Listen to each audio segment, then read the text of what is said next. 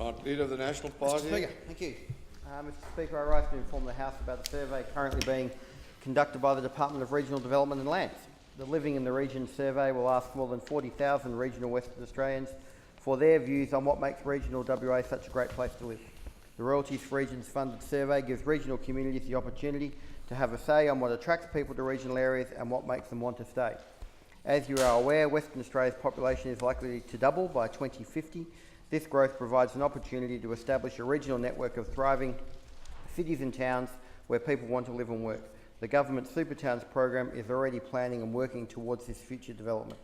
To help attract and retain people in regional areas, we need to know more about the factors they consider when deciding where to live and the benefits and challenges of living in the regions. The survey asks respondents to identify what they like about living in a regional area and asks about their quality of life. It asks people how they assess their employment prospects, health and financial situation, as well as how engaged they feel with their community and how happy they are living there. It asks what part of regional living, sporting, cultural, social activities, etc. are important to them. It also seeks to find out what would encourage people to stay in the region and what might prompt them to consider moving. This information will be made available for government and non-government organisations to assist them with decision making and policy development for regional communities.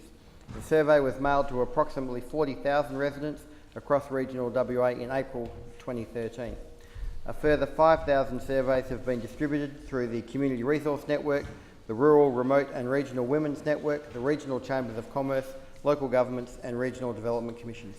Regional residents can also access the survey on the Department of Regional Development's website. An alternate survey for metropolitan residents to share perceptions of regional WA can also be found on the website. Importantly, the Metropolitan Survey asks people living in Perth what barriers prevent them from moving to the region. The survey will be complemented by a series of regional workshops throughout May and June to collect more data about living in regional WA.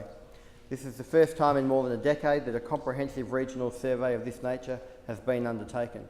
A similar survey was done in 1997 and was used by the Regional Development Council in 1999 to inform our Living in the Regions report, which played a valuable role in informing regional policy.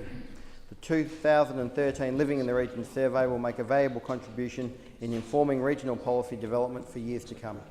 The survey was to close this Friday, the 10th of May, but to enable as many people as possible a chance to fill out the questionnaire, the closing date has now been extended to the 31st of May. I encourage all regional communities to participate and have their voice heard.